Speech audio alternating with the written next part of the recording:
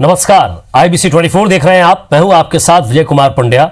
हमारी इस खास पेशकश में आप सभी का स्वागत है। साइबर क्राइम, जी हां, साइबर क्राइम में ब्लैकमेलिंग या फिर पैसों की उगाही के मामले अक्सर आते रहते हैं, पर हाल ही में अनोखे किस्म का एक स्कैम सामने आया है। नाम है सेक्सटॉर्शन। जी हां, सेक्सटॉर्शन स्कैम, जिसमें हैकर भोले भाले लोगों को निशाना बनाते हैं और उन्हें ब्लैकमेल करते हैं। इसे पैसों के लिए उगाही कहा जाता है। अगर पैसे देने से इनकार किया जाता है तो फिर शातिर यूजर्स उनसे जुड़े आपत्तिजनक अश्लील कंटेंट जारी करने की धमकी देते हैं।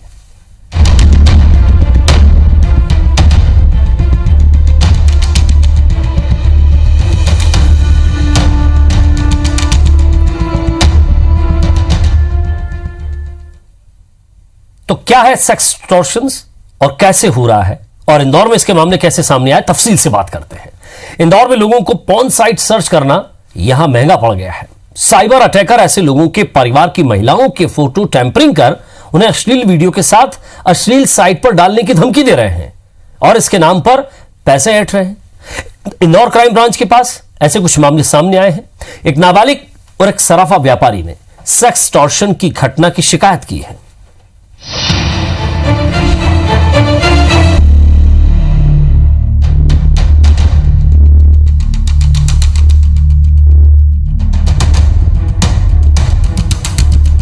इंदौर में सेक्सटॉर्शन का जाल,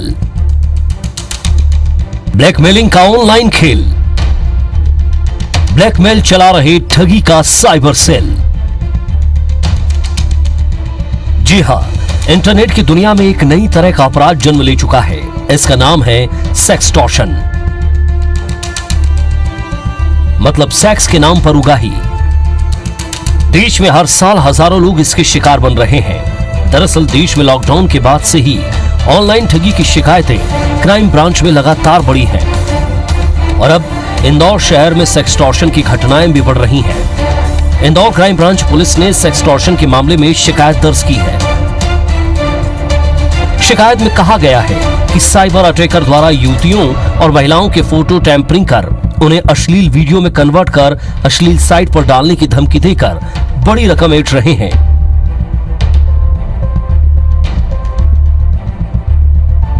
पुलिस की माने तो लॉकडाउन के बाद ऐसे केसों में बढ़ोतरी हुई है।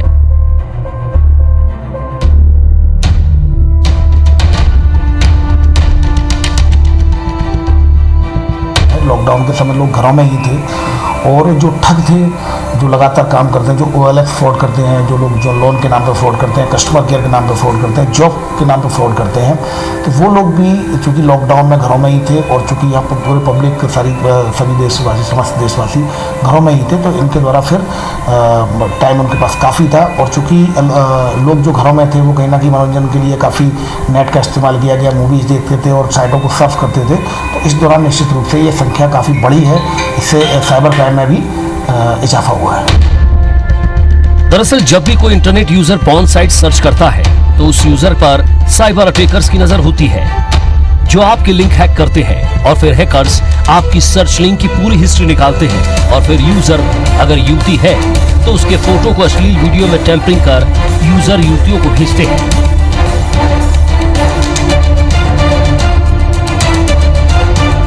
साथ ही हैकर्स उस वीडियो को सभी सोशल मीडिया आईडी पर अपलोड करने की धमकी देते हैं। इसके कारण यूजर डर जाता है और फिर इन ठगों के चंगुल में फंस जाते हैं, जिसके बाद हैकर्स यूजर से पैसों की मांग करते हैं और ई-वॉलेट के माध्यम से रुपए अपने अकाउंट में ट्रांसफर करवाने का दबाव बनाते हैं। ऐसे लोगों के शिकार अक्सर 21 से 30 साल के यूजर होते हैं।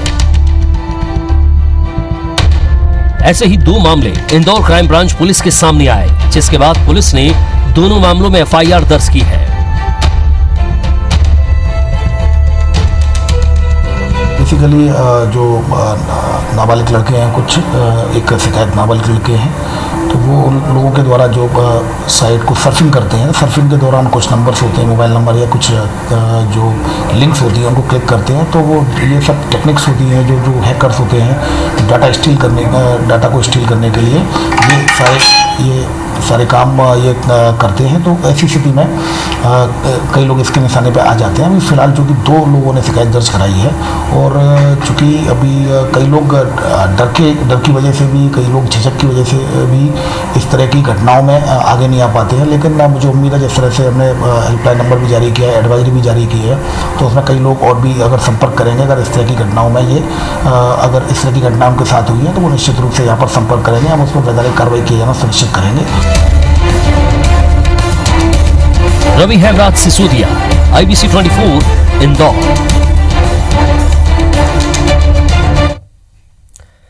अब आपको बताते हैं कि आखिर ये सेक्सटॉर्शन क्या है और कैसे साइबर हैकर्स यूजर को ब्लैकमेल करते हैं। इस रिपोर्ट के जरिए समझिए इसकी क्रोनोलॉजी क्या है।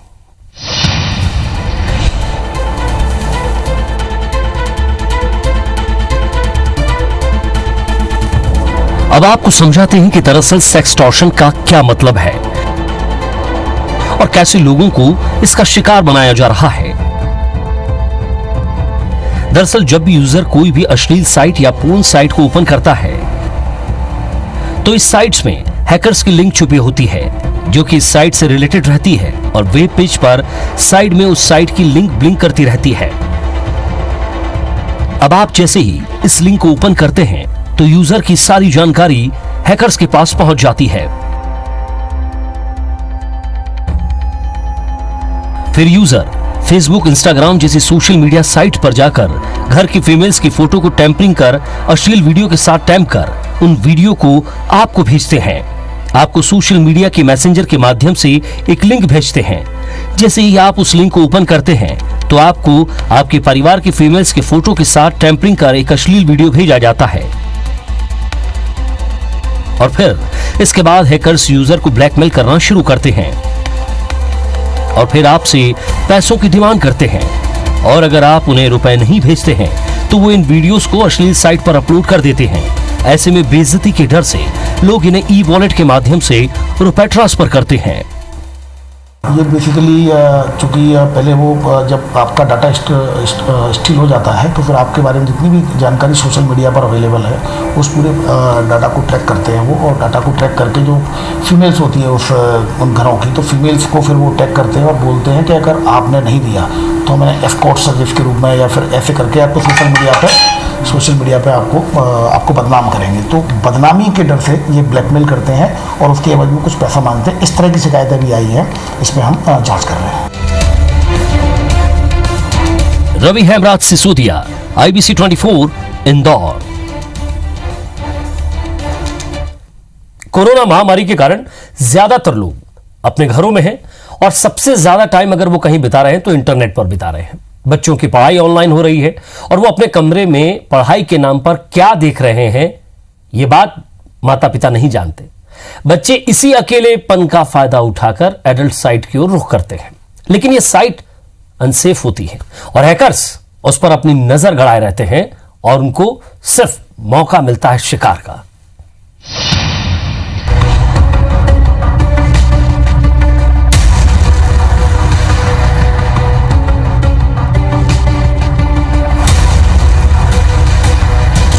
इंदौर क्राइम ब्रांच में सेक्सटॉर्शन की शिकायत के बाद अब बड़ी संख्या में इस तरह की शिकायत मिलने की पुलिस को उम्मीद है, क्योंकि लोग बदनामी के डर से शिकायत करने आगे नहीं आ रहे हैं।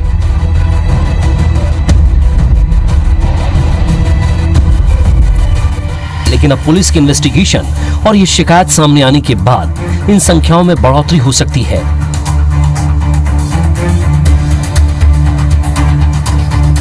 जानकारी के मुताबिक इंदौर शहर में बड़ी संख्या में नाबालिग बच्चे, कॉलेज स्टूडेंट्स सेक्सटॉर्शन के जाल में फंस चुके हैं।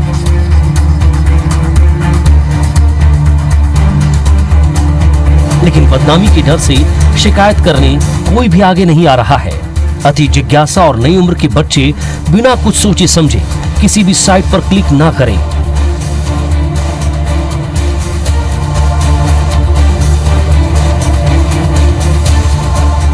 अगर आपने क्लिक किया तो आपकी सारी जानकारी हैकर्स के पास तक पहुंच जाएगी। कई लोग डर की वजह से भी, कई लोग झिझक की वजह से भी इस इस तरह की घटनाओं में आगे नहीं आ पाते हैं। लेकिन मुझे उम्मीद है जिस तरह से हमने हेल्पलाइन नंबर भी जारी किया है, एडवाइजरी भी जारी की है, तो उसमें कई लोग और भी अगर संपर्क करेंगे, अगर इस तरह की घटनाओं में अगर इस तरह की घटना उनके साथ हुई है तो वो निश्चित रूप से यहाँ पर संपर्क करेंगे, हम उस पर वैधानिक कार्रवाई किए जाना सुनिश्चित करेंगे। और अभी जो वेबसाइट्स है जैसे लोकांटो है, तो वहाँ पर भी हमारे द्वारा उस साइटों को ब्लॉक कराया गया है जो हमारे पास जो शिकायतें आई हैं उसमें, और उस पर वैधानिक कार्रवाई सुनिश्चित की जा रही है। हम आपको बताते हैं कि इस तरीके से आप हैकर्स का निशाना बनने से बच सकते हैं। कोई भी व्यक्ति जो पॉर्न साइट्स पर जा रहा है और अनसिक्योर साइट्स पर जाकर क्लिक करता है तो उसकी सारी इन्फॉर्मेशन जो है हैकर्स के पास चली जाती है, और फिर वो उनके परिवार वालों की जो फीमेल्स होती हैं उनके फोटो टेम्परिंग कर अश्लील वीडियो के साथ मिलाते हैं और फिर उसी लिंक को शेयर करने या पॉर्न साइट्स पर डालने की आपको धमकी देते हैं और आपसे फिर ब्लैकमेलिंग कर पैसे की वसूली करते हैं। ऐसे इंदौर क्राइम ब्रांच पुलिस को 2 से ज़्यादा मामले सामने आए हैं, जिसमें एक नाबालिग बच्चा जो कि देहात किसी गांव के रहने वाला है और इंदौर के एक सराफा क्षेत्र के जो व्यापारी हैं उनके साथ एक्सटॉर्शन के ये 2 मामले फिलहाल सामने आए हैं। तो इन सब मामलों से बचा कैसे जा सकता है और ये साइट्स किस तरीके से अनसिक्योर होती हैं, ये आपको हम बताने वाले हैं कि जब भी आप किसी भी प्रकार की कोई नेट सर्फिंग करें या फिर जब भी आप इंटरनेट पर जा रहे हैं तो आप कैसे बच सकते हैं, वो कुछ टिप्स मैं आपको बताने वाला हूँ किस तरीके से आपको सिक्योर रहना है। तो मैं आपको ये वेबसाइट के माध्यम से आज सिस्टम में बताने वाला हूँ कि किस तरीके से आपको इन फेक साइट से जो है आपको बचाना है। जब भी आप कोई भी वेबसाइट्स खोलते हैं या किसी भी वेबसाइट पर आप जब क्लिक करते हैं तो आप अमूमन देखते होंगे कि आगे की और यहाँ पर HTTP लिखा हुआ होता है, HTTPS लिखा होता है। इस HTTPS का मतलब होता है सिक्योर, यानी कि आप जिस साइट पर आए हैं वो साइट सिक्योर है। इसके आगे एक लॉक लगा होता है, यानी कि ये साइट प्रॉपर तरीके से लॉक्ड है। इस पे से आपकी कोई भी इंफॉर्मेशन जो है किसी और हैकर्स या किसी के पास नहीं जा सकती है। लेकिन कई मरतबा आपने देखा होगा कि जब आप साइट को ओपन करते हैं या आपके यहाँ पर नीचे एक पॉपअप ब्लिंक करता है, इसमें लिखा होता है कि आपने 50 लाख का इनाम जीत लिया है, आपने 25,000 का इनाम जीत लिया है, या उससे संबंधित ही कोई यहाँ पर साइट खुली होती है जिस पर आप क्लिक करते हैं तो हैकर्स के पास आपकी सारी इन्फॉर्मेशन चली जाती है। कई मरतबा जब आप साइट ओपन करते हैं तो यहाँ पर ये जो लॉक दिख रहा है ये लॉक रेड कलर का होता है और इस पर स्लैश का निशान बना होता है, यानी कि वो साइट्स आपके लिए अनसिक्योर है। यदि आप उस साइट पर क्लिक करेंगे तो वो साइट जो है आपकी सारी डाटा इन्फॉर्मेशन जो है हैक कर लेगी। वो हैकर्स के कंट्रोल में होती है, उसका एक अलग सर्वर होता है जिस पर हैकर्स बैठे होते हैं और आपकी सारी निजी जानकारी जो है वो उनके पास चली जाती है। ऐसे में वे आपके परिवार के लोग जो आपके ज़्यादा क्लोज है, जिनके साथ आपने ज़्यादा फोटोज डाले हुए हैं, वो फीमेल्स जो आपके घर में हैं, उनके फोटोज को वो अश्लील वीडियो के साथ में टेम्परिंग करके उसकी एक वीडियो बनाते हैं, फिर उसी की लिंक आपको भेजते हैं और फिर आपको ब्लैकमेल करने का सिलसिला शुरू हो जाता है। तो इंदौर शहर में इस तरीके की वारदातें आई हैं। मैंने आपको बताया है कि साधारण तरीके से किस तरीके से आप बच सकते हैं। कुछ साइट्स ऐसी होती हैं जिसमें आप जब भी कोई साइट रिनाउंड साइट्स जो होती है आप उस पर जाते हैं तो उससे मिलती जुलती भी एक साइट हो सकती है, लेकिन जैसा कि मैंने आपको बताया आपको ध्यान रखना है HTTPS जहां पर S लिखा हुआ है यानी कि वो साइट सिक्योर है, उसके आगे लॉक लगा होगा। लेकिन जब भी कोई पॉपअप आता है यानी कि आपका सिस्टम ही आपको अलर्ट करता है कि आपको इस साइट्स को ओपन नहीं करना है, लेकिन चूंकि नाबालिग बच्चे हैं जो लॉकडाउन के पीरियड में ज़्यादा से ज़्यादा इंटरनेट यूज़ कर रहे हैं, लोग ज़्यादा से ज़्यादा घरों में ही रहे हैं और ऐसे में पॉर्न साइट्स देखने का जो प्रचलन है वो इस समय में काफ़ी ज़्यादा बड़ा है। ऐसे में देखने में आया है कि चूंकि नाबालिग बच्चों को ये पता नहीं होता कि पॉपअप्स क्या होता है, तरीके से वो ट्रैप में फंस सकते हैं, इसलिए वो उस पर जो भी पॉपअप होता है इस पर जाकर क्लिक करते हैं और वो निशाना बन जाते हैं। ऐसे में आपको बहुत ज़्यादा सिक्योर रहने की ज़रूरत है। अब जब लॉकडाउन का पीरियड खत्म हुआ है, अनलॉक हुआ है, ऐसे में ज़्यादा से ज़्यादा जितने भी साइबर अटैकर्स हैं वो इसी बात पर फोकस कर रहे हैं कि कैसे लोगों को सेक्सटॉर्शन में फंसाया जाए। सेक्सटॉर्शन का सीधा सीधा मतलब है कि जब भी आप पॉर्न साइट्स पर जाएंगे, अनसिक्योर पॉर्न साइट्स पर जाएंगे, तो आप ऐसे साइबर हैकर्स का निशाना बन सकते हैं। तो सुरक्षित साइट्स पर जाएं और ऐसी चीजों से बचने के प्रयास करें जो सिस्टम आपको अलर्ट कर देता है, या किसी भी अननोन साइट्स पर जाकर अपनी इंफॉर्मेशन डालने से बचें। तो आप समझ गए होंगे कि ये सेक्सटॉर्शन का भूत क्या है। सीधी सी बात है, आप किसी भी वेबसाइट पर जाएं और आपको लगता है कि वो अनसेफ है, जिस तरह से हमारे संवाददाता ने बताया कि अगर वो लॉक नहीं है और अगर लॉक भी है और लॉक होने के बाद कोई पॉपअप आता है तो आप उस पर क्लिक ना करें। सोशल साइट पर आने वाले किसी भी ऐड पर क्लिक ना करें। तो इस तरह की चीजें आपको मुसीबत में डाल सकती हैं। और ध्यान रखें कि आप या आपके बच्चे या आपके परिवार का कोई सदस्य इंटरनेट पर क्या सर्च कर रहा है, उसकी हिस्ट्री जरूर देखें। तो इंदौर से ऐसे मामले सामने आने लगे हैं। एक नाबालिग इसमें फंसा, उसके बाद एक सराफा व्यापारी फंसा। सवाल यह है कि आखिर कोरोना काल में, जी हां, जहां यह लगा हैकर्स को कि यूजर सबसे ज्यादा इंटरनेट सर्फिंग कर रहा है, सबसे ज्यादा समय वो इंटरनेट पर दे रहा है और सबसे ज्यादा जो साइट सर्च की जा रही हैं वो उन पर भी जाने की कोशिश कर रहे हैं। तो यह खबर हमारे संवाददाता रवि हेमराज सिसोदिया ने इंदौर से हमारे पास भेजी, और इंदौर ही नहीं, आसपास के इलाकों में भी इस तरह की खबरें आने लगी हैं। रवि, जिस तरह से आप बता रहे थे कि धीरे धीरे बदनामी के डर से लोग बताते नहीं हैं, लेकिन जब एक दो मामले सामने आए तब पुलिस की भी आंखें खुली और पुलिस भी लगातार इस पर सर्चिंग कर रही है। देखिए, इसमें एक अपडेट आपको ज़रूर बताना चाहेंगे कि जिस तरीके से हमने इस खबर को प्रमुखता से बनाया, चूँकि छोटे बच्चे जो हैं, जो कम उम्र के बच्चे हैं, नाबालिग बच्चे हैं, वो जब स्कूल एजुकेशन ले रहे हैं, चूँकि कोरोना काल के कारण काफ़ी सारे स्कूल जो हैं वो ऑनलाइन हो गए हैं, सारी पढ़ाइयाँ जो हैं अधिकतर ऑनलाइन हो गई हैं। ऐसे में बच्चे घंटों तक अपने कमरों में रहते हैं और पढ़ाई करते हैं, लेकिन चूँकि जो पेरेंट्स होते हैं उनको ये लगता है कि बच्चे जो है वो पढ़ाई पर फोकस कर रहे हैं, इसलिए उनको डिस्टर्ब ना करें। इसमें एक महत्वपूर्ण चीज़ ये है कि इसमें ये ज़रूर ध्यान रखने की आवश्यकता है कि बच्चे के जो फ़ोन की हिस्ट्री है उसको चेक किया जाए, और साथ ही जो सिस्टम वो यूज़ कर रहा है, घर में अगर कंप्यूटर है तो कंप्यूटर की हिस्ट्री भी चेक किया जाए, ताकि समय समय पर ये पता चल सके कि बच्चा एक्चुअल में पढ़ाई अगर कर रहा है और उसने रिसेंटली कौन सी साइट विजिट की है, क्योंकि यही एक तरीका है उन्हें इस तरीके से ट्रैप से बचाने के लिए। और इंदौर क्राइम ब्रांच में जब तक हमने खबर को प्रमुखता से बनाया था तब तक 2 ही मामले सामने आए थे, और अभी जानकारी आ रही है कि तकरीबन 7 से ज़्यादा ऐसे मामले हैं जो हैं वो सामने आ चुके हैं, जिसके तहत पुलिस को सेक्सटॉर्शन को लेकर काफ़ी बड़ी संख्या में शिकायतें मिल रही है। यानी कि ये साफ हो गया है कि जो क्रिमिनल है, अब साइबर क्रिमिनल है, उनका मोटिव साफ है कि अब जो लोग ऑनलाइन हैं, जो पॉर्न साइट्स पर जाएंगे और जो गलत तरीके से साइट्स पर क्लिक करेंगे, उसमें साफ तौर पर वो उनके जाल में फंस जाएंगे।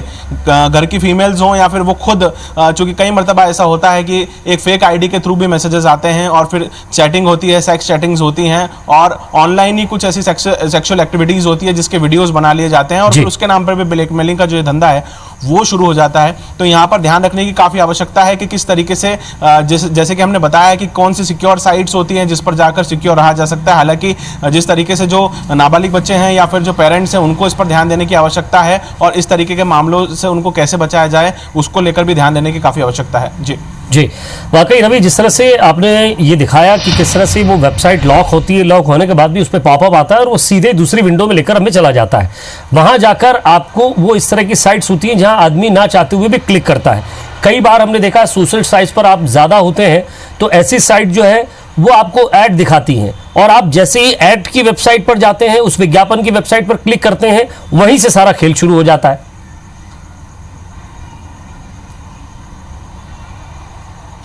जी बिल्कुल, देखिए कई मरतबा ऐसा होता है कि हम कोई भी आम व्यक्ति जब मोबाइल यूज़ कर रहा है तो ना चाहकर भी बीच में एक ऐसा पॉपअप आ जाता है जिस पर आप क्लिक करते हैं तो एक अलग ही विंडो चली जाती है, और वो अलग विंडो जब ओपन होती है तो यदि उसको विदिन 30 सेकेंड या विदिन 30 सेकेंड आपने उसको नहीं हटाया तो धीरे धीरे करके वो आपके मोबाइल का जो पूरा डाटा है वो हैक कर लेती है।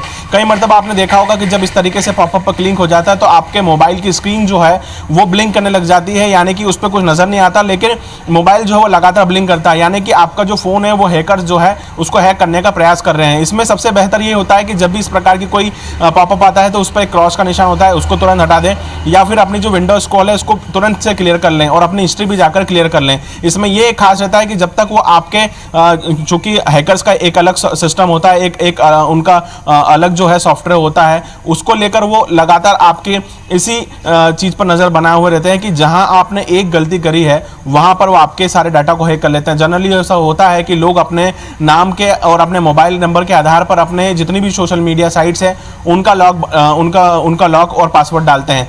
अधिकतर इन सब चीज़ों से बचना चाहिए कि साधारण तरीके से नाम और मोबाइल नंबर का पासवर्ड या फिर अपने सरनेम का पासवर्ड नहीं बनाना चाहिए, कुछ डिफरेंट पासवर्ड आप लोग बनाएं ताकि इस तरीके के हैकिंग से बचा जाए। क्योंकि लॉकडाउन के दरमियान एजुकेशनल एक्टिविटीज़ की अगर हम बात करें तो अधिकतर जितने भी चाहे यंग लोगों की बात करें चाहे स्कूल एजुकेशन की बात करें सब ऑनलाइन आ गया है, तो इस पर ध्यान रखने की काफ़ी आवश्यकता है। जी वाकई रवि, जब से इंटरनेट की दुनिया में लोग ज्यादा जाने लगे हैं, या अब जिस तरह से कॉलेज या बच्चों की पढ़ाई, स्कूल के बच्चों की पढ़ाई मोबाइल से होने लगी है, इंटरनेट से होने लगी है, सोशल साइट्स पर मैसेज आने लगे हैं, ऐसे में सवाल यही है कि अब सतर्कता घर से ही रखना पड़ेगी। बहुत बहुत शुक्रिया हमारे साथ जुड़ने के लिए और बातचीत के लिए।